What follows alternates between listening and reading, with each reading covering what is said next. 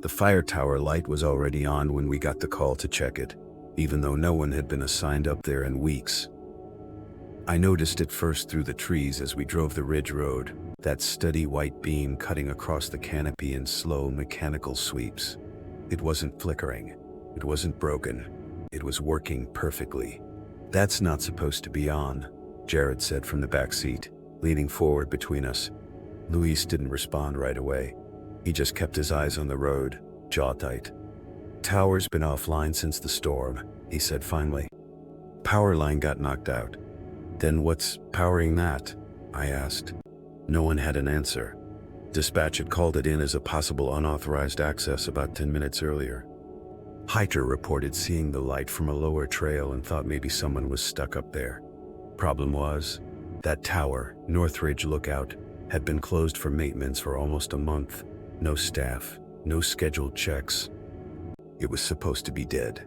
"Could be a generator," Jared said. "Someone brought one up." Luis shook his head. "Dates locked at the base trail. No vehicle access." I kept watching the light as it swept past us again. Same rhythm every time. "Too consistent. Let's just get up there," I said.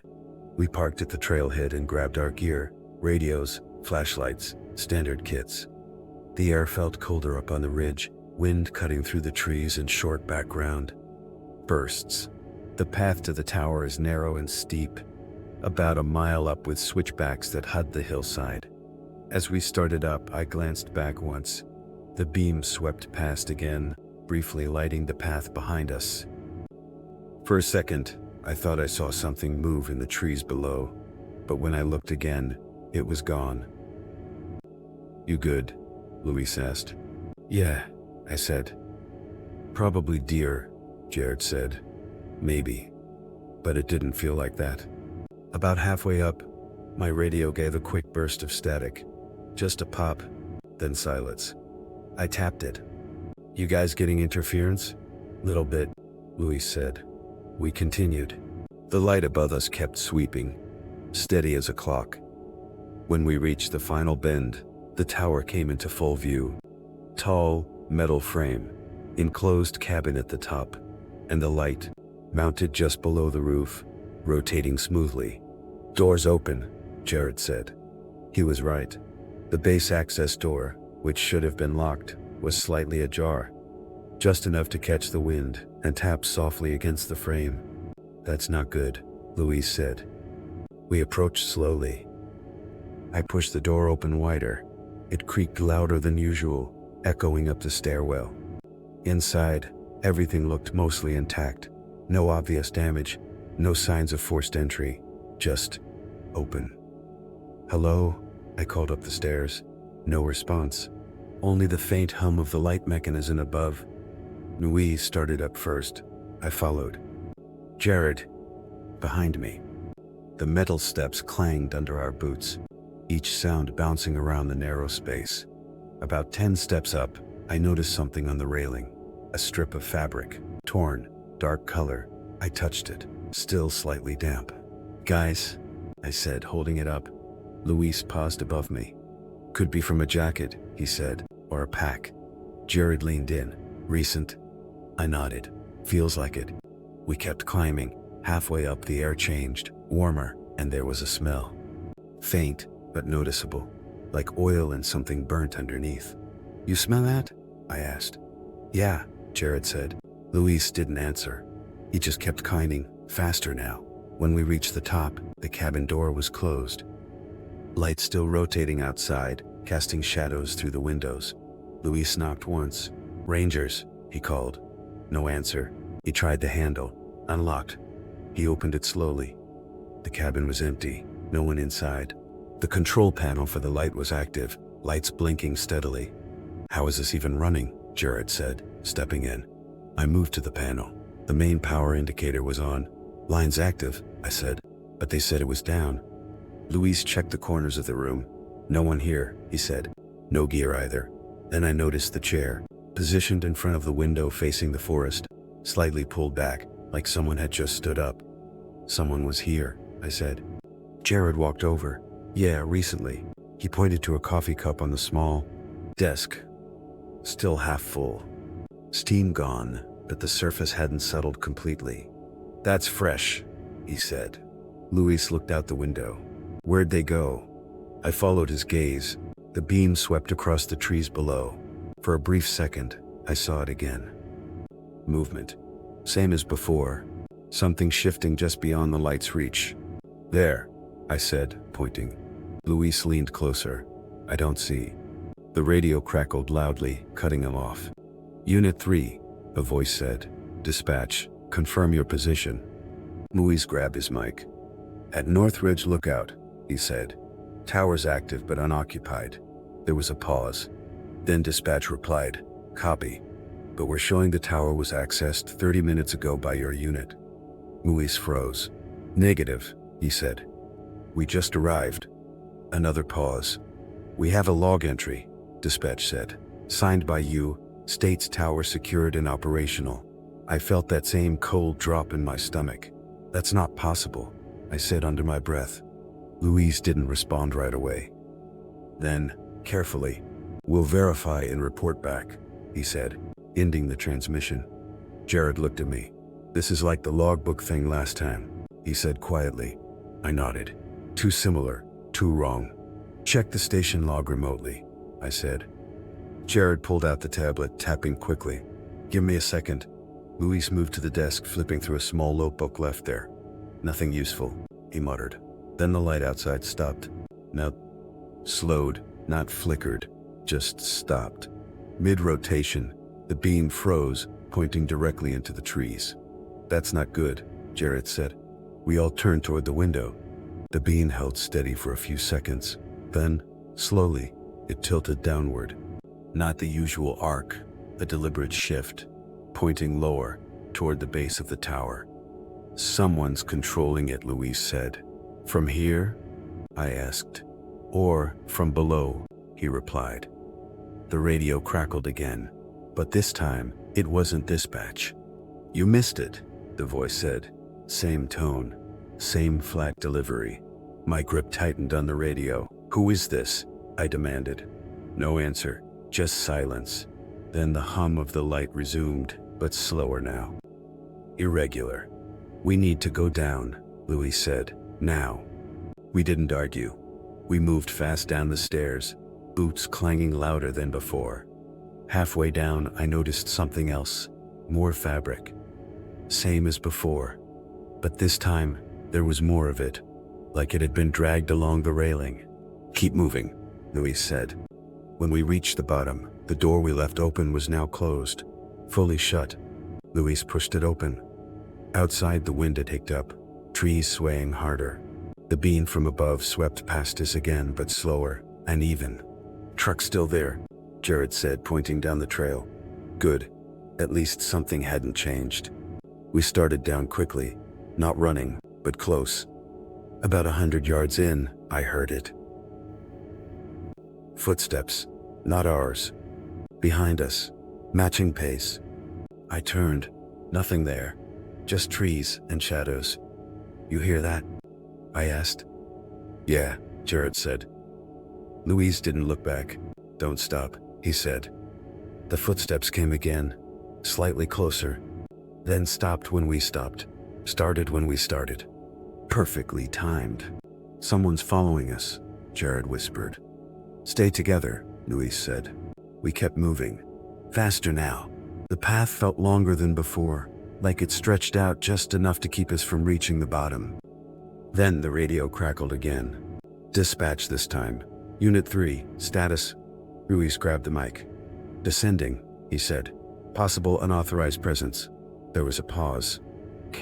Then dispatch replied. "Be advised, we received another transmission from your unit 5 minutes ago." Luis stopped. "That's not possible," he said. "We'd been on the move. Transmission stated you had cleared the tower, and were returning to base." Dispatch continued. I felt my chest tighten. "Did it sound like us?" I asked. Luis relayed the question. Another pause. "Affirmative," dispatch said. "Same voices." The footsteps behind us started again. Closer now. I didn't turn this time. "Keep moving," Luis said. We reached the trailhead faster than I expected. The truck was still there, Doors closed. No signs of anyone else. We got in quickly. Luis started the engine. As we pulled away, I looked back up at the tower. The light was still moving. Slow, uneven, like it was searching. In silence for a while. Then Jared spoke. "I checked the log," he said, holding up the tablet. "There is an entry." Luis glanced at him. "What does it say?" Jared swallowed. "It says we responded to the tower call, found no issues, and left." I stared out the window. "Before we even got there," I said. "Yeah," Jared replied. When we got back to the station, everything looked normal. Door locked, lights off, just like we left it. Luis unlocked it slowly. We stepped inside. The air felt still. Quiet, too quiet. I went straight to the logbook. It was open. A fresh entry written across the page. Same handwriting, mine. Timestamp matched our return. It read, "Second check unnecessary. Subject remained inside the tower." My hand tightened on the page. "Subject," Jared said, reading over my shoulder. Luis looked at the door, then back at us. "There was no one up there," he said. I shook my head slowly. "No," I said. "There wasn't." I flipped back one page. The earlier entry was there, same handwriting, same details, both of them signed with my name. I hadn't written either. The radio crackled one last time. Soft, almost quiet enough to miss. "Still there," the voice said. I looked up at the others. Neither of them spoke, and as I stood there, staring at those entries that said we had already cleared a place we had just left, I couldn't stop thinking about the chair in the tower, positioned perfectly in front of the window, facing the exact spot on the trail where we had stopped to listen for footsteps that weren't supposed to be there. The emergency call came from our own station phone, while all three of us were standing outside it. I remember Luis looking at his pocket like it had rung there by mistake, but the sound was coming from inside, echoing through the glass. It wasn't loud, just steady, like someone waiting patiently. "Did you leave that on?" Jared asked me. I shook my head. We had just locked up after finishing a perimeter check. Standard routine. Doors secured, lights off except the front desk lamp. No one inside. The phone kept ringing. Old landline, the kind that shouldn't even be active anymore. We use radios for everything. Luis stepped forward first. "I'll grab it," he said, unlocking the door. It creaked open like always. No surprises there. We walked in together. The air inside felt warmer than it should have. Not by much, but enough to notice. The phone sat on the front desk, vibrating slightly with each ring. I could see the cord twitching. "You gotta answer it," Jared said. Luis picked it up on the fourth ring. "Ranger Station," he said. There was a pause. His expression changed almost immediately. Not fear, not confusion, just focus. "Slow down," he said into the receiver. "Where are you exactly?" I stepped closer, trying to hear. The voice on the other end was faint, distorted, like a bad connection. Luis grabbed a pen and flipped up in the logbook. "Okay," he said, writing quickly. "Stay where you are. We're close." He hung up. "What is it?" I asked. Luis didn't answer right away. He just stared at what he'd written. Then he turned the book toward us. The coordinates were barely legible, numbers overlapping like he'd written them too fast. But the location was clear. Sector 9. Restricted zone. "That area's closed," Jared said immediately. "Has been for years." "Guy said he's stuck," Luis replied. "Claims he followed trail markers that led him in." I frowned. "There are no trail markers out there anymore." "That's what I told him," Luis said. "He said they looked new. That didn't sit right. Nothing about Sector 9 gets maintained. Not trails, not signs, not anything. It was shut down after a wildfire years ago left parts of it unstable. We don't send people in unless it's absolutely necessary." "Dispatch didn't call this in?" I asked. Luis shook his head. "No record." Jared crossed his arms. "So how did he get this number?" No one answered that. The landline rang again. All three of us flinched this time. Luis picked it up faster. "Hello," he said. Silence. Then a click. Deadline. He slowly placed the receiver back down. "He's still there," Louise said. "We have to check." Jared looked toward the back hallway, like expecting someone else to walk out and confirm it. "Or someone's messing with us," he said, "using an old number no one should have." I glanced at the logbook again. The ink hadn't fully dried. It smeared slightly where Louise's hand had warned the man. "Brushed it. Real call. Real notes." "We go," I said. "But we stay careful." Louise nodded. Jared hesitated, then grabbed his jacket. We loaded up again, same as always. Radios checked, flashlights, first aid kit. But something felt off this time. Less routine. More staged. Like we were stepping into something already set up. The drive to Sector 9 took longer than it should have. The road leading there isn't maintained, and parts of it are blocked by fallen trees. We had to park about a mile out and continue on foot. "Coordinates still match?" I asked Jared as we walked. He frowned at the tablet. "They haven't moved," he said. "Dead center of the restricted zone." Louise led the way, cutting through brush that felt thicker than usual. The forest out there grows differently. Denser. Quieter. Even our footsteps sounded muted. About halfway in, my radio gave a short burst of static. Just a quick pop. I tapped it. "You guys get that?" "Yeah," Jared said. "Probably interference. But there shouldn't have been any out there. No towers nearby, no signals to interfere with." We kept moving. After another 10 minutes, we saw it. A trail marker. Fresh paint. Bright orange against the bark of a tree. We all stopped at the same time. "That's new," Louis said quietly. I stepped closer. The paint was still slightly glossy. Recent. Maybe days old. "Who put this here?" Jared asked. No one answered. There were more markers ahead, leading deeper in, not the old trail path. A different direction entirely. "He said he followed markers," Luis said. "So we follow them. I didn't like it, but we didn't have a better option." The markers led us in a straight line, cutting through terrain that made no sense for a trail. Steep dips, dense brush, no logic to it, just forward. After a few minutes, the air changed again, cooler this time, and there was a smell, faint, like damp wood and something metallic underneath. "You smell that?" I asked. Jared nodded. "Yeah."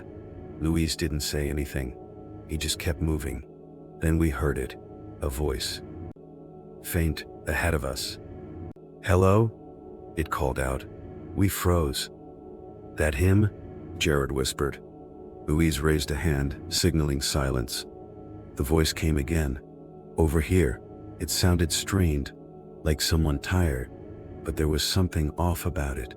The tone didn't change. Same pitch, same volume, like a recording played twice. "We're coming," Louise called back. No response this time, just silence. We moved faster. The markers kept guiding us forward. Then suddenly, they stopped. Last one painted on a tree right in front of us. Beyond it, nothing. No path, no clearing. Just more forest. "Coordinates say we're here," Jared said, checking the tablet. "This is it." We spread out slightly, scanning. "Hello," I called. No answer. I walked a few steps past the last marker. The ground felt softer there. I looked down.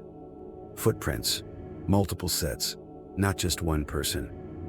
"Guys," I said. They came over. The prints overlapped each other, going in circles, like people pacing. "How many do you see?" Louis asked. "At least 3, I said. "Maybe more." Jared looked around, but there's no one here. The radio crackled again, louder this time. "You found it," the voice said. It wasn't coming from ahead of us. It was coming from my radio. I grabbed it. "Who is this?" I said. Silence. Then the same voice, slightly distorted. "You took the markers." I felt my chest tighten. "What?" I said. Luis stepped closer. Repeat that, he said into his own mic. The radio hissed, then went dead. Completely. No static, no signal. Jared tapped his tablet. We lost connection, he said. Everything's down. I looked back at the last marker. The paint looked different now. Duller, like it had been there longer than we thought. I reached out and touched it. Dry, not fresh at all. This isn't right, I said. Luis nodded slowly. We're heading back. We turned around, but the path behind us didn't look the same. The markers we followed in were gone. Completely. Just trees. No paint, no direction. That's not possible, Jared said, spinning in place. We came straight through. Stay calm, Luis said. We backed tack. We really did, but every direction looked identical. Dense trees, uneven ground, no clear path. After a few minutes, we heard it again. The voice. Behind us this time. Hello, it called. Same tone, same pitch. Exactly the same as before. We didn't turn around. Keep moving, Luis said. We picked a direction and stuck to it. After what felt like 20 minutes, I started noticing something else. The footprints. They were back. Same overlapping pattern. Same circular pacing. We've been here before, I said. Jared checked the tablet again. Still no signal, no map. We're looping, he said.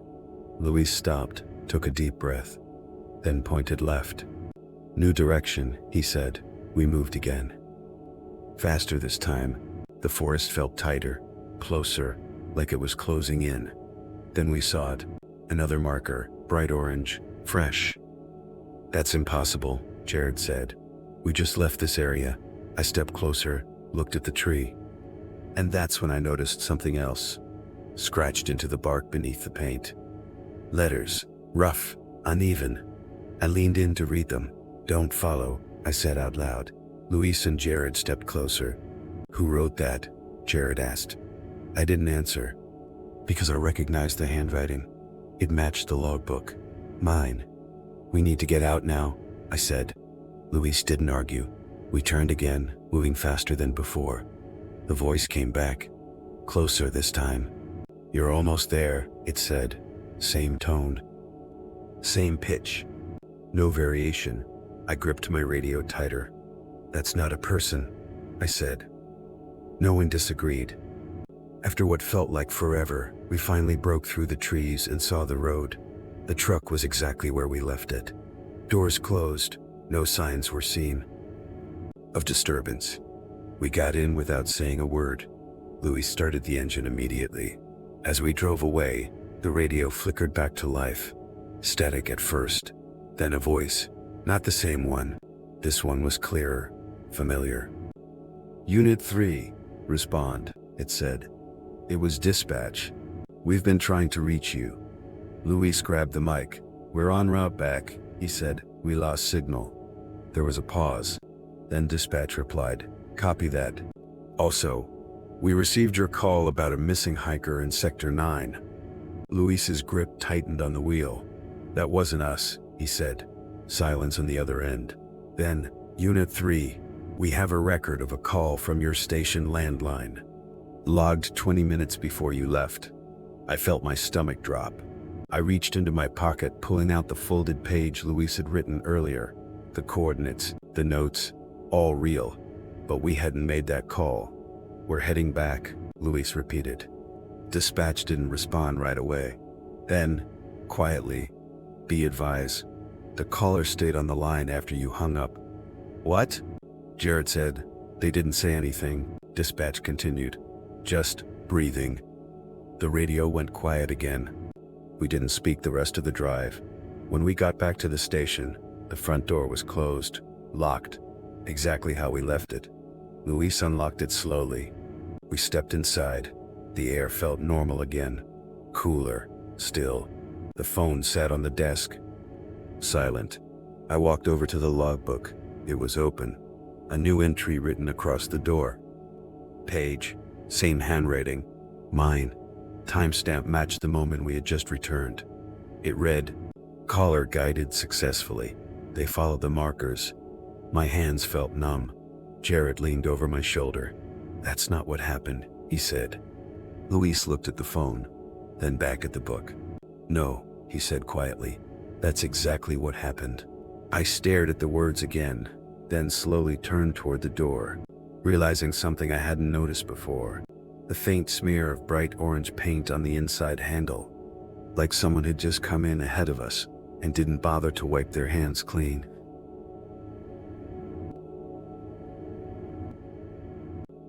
The logbook said our patrol had already cleared Sector 12, but we hadn't even left the station yet.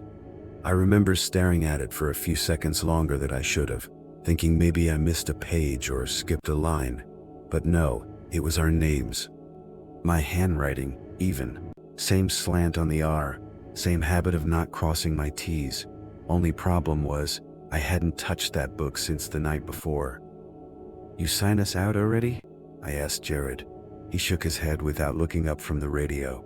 Louise leaned over my shoulder, squinting. "That's you, man," he said. "Looks like you." It did. Too much like me. Timestamp said 1942. It was 1910.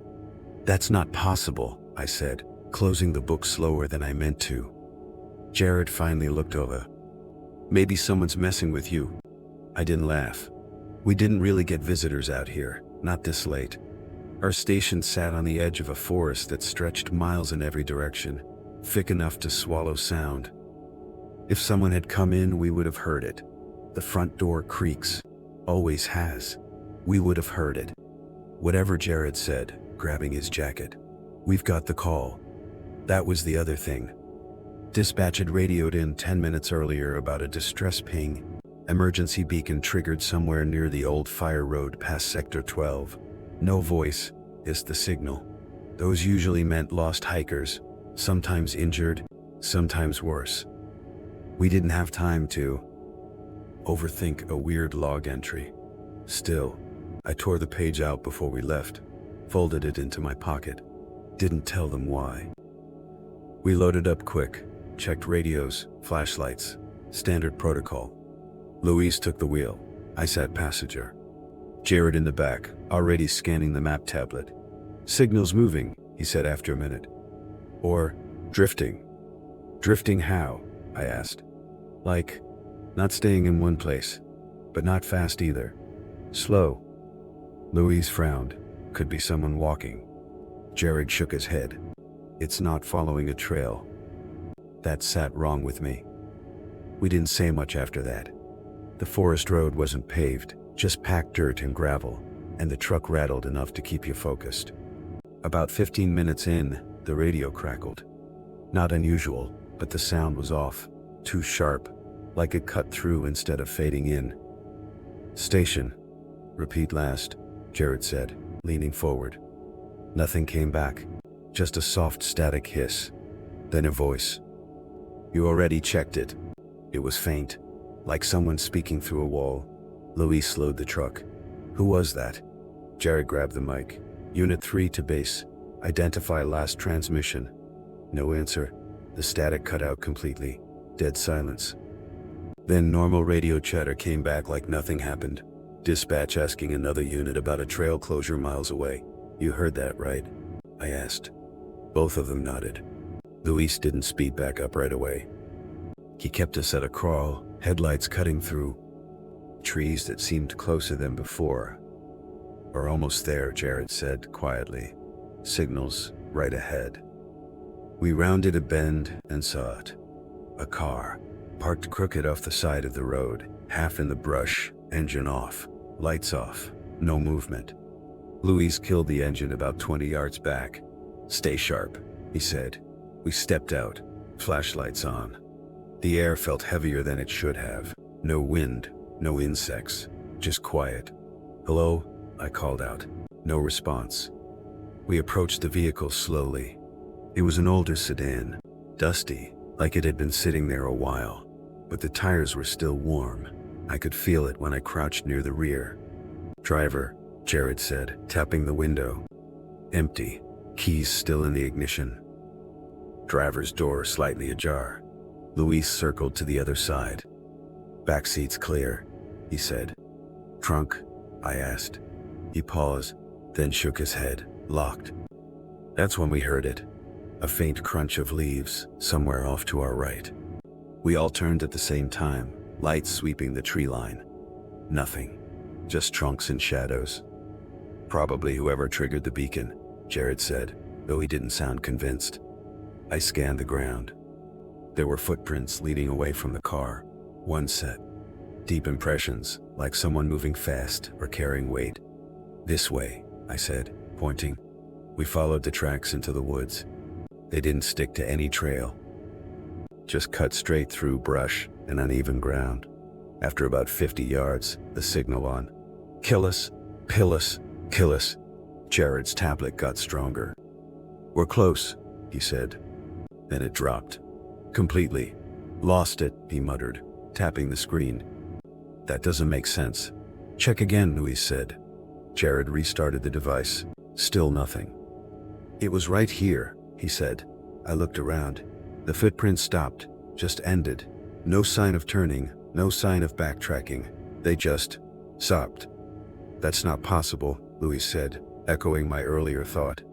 I crouched down, brushing aside leaves. The last print was deeper than the others, like whoever made it had put all their weight into that step. Then, nothing. No drag marks, no disturbance. Maybe they doubled back, Jared suggested. I shook my head. We would have seen it. We spread out a little, scanning the area. That's when I noticed something else. Another set of prints. Fainter, smaller, heading toward us. Guys, I called softly. They came over. I pointed. These weren't here before, I said. Louise frowned. You sure? I nodded. I was just looking at this spot. The prints led from deeper in the woods, straight to where we were standing, then stopped. Right at us. So someone worked up to us, and we didn't hear it? Jared said. No one answered. The radio crackled again. Same sharp sound as before. You missed it, the voice said. Closer this time. Clearer. Louise grabbed his mic. Identify yourself. Silence. Then normal static. Then dispatch again, like nothing happened. I felt something shift in my chest. Not panic, just awareness. Like we weren't alone out there, and whatever was with us didn't want to be found. We should head back, I said. Jared hesitated. What about the beacon? It's gone, I said, and this isn't right. Louise nodded. Agreed. We turned back toward the truck. The walk felt longer than before. Every step louder, every shadow sharper. I kept checking behind us. Nothing there, but I couldn't shake the feeling of being watched. That kind of thing sticks with you out here more than people think. We reached the road and saw the truck exactly where we left it, but something was off. The driver's door was open. Louis stopped. I closed that, he said. I know you did, I replied. We approached slowly. Inside, everything looked normal. Keys still in Louisa's pocket, deer untouched. But the radio inside the truck was on. We hadn't left it on, and it was playing back something, a recording. Our voices. Hello, it said. My voice, from earlier, then Jared's, then Louisa's. It was our conversation from when we first got out of the truck. That's not possible, Jared whispered. The playback continued. Down to the part where we found the footprints. Then it cut to static. Then the other voice. You already checked it. We all froze. That line hadn't been said near the truck. That was on the radio earlier. Turn it off, Louis said. Jared reached in and killed the power. Silence again. Thick and heavy. We're leaving, Louise said. No argument this time. We got in and drove back without another word.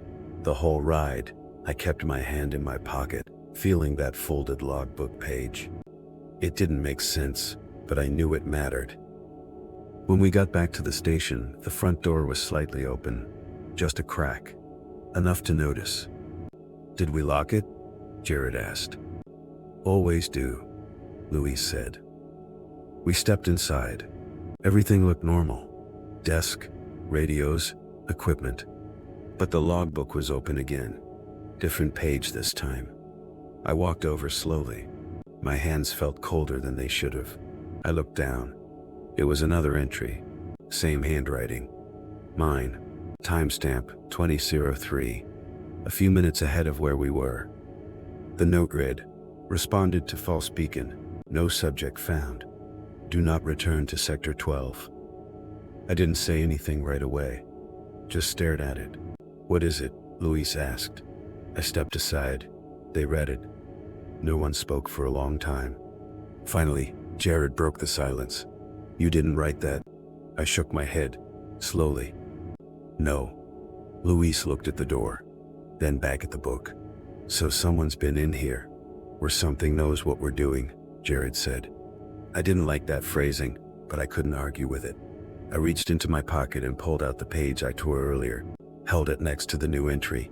Same pen pressure, same slight smudge on the corner, same everything, except one thing. The earlier entry had a small ink blot near the timestamp. I always get those when the pen hesitates. The new one didn't. It was cleaner, like it had been written more carefully. We need to report this, Luis said. I nodded, but something held me back. Wait, I said.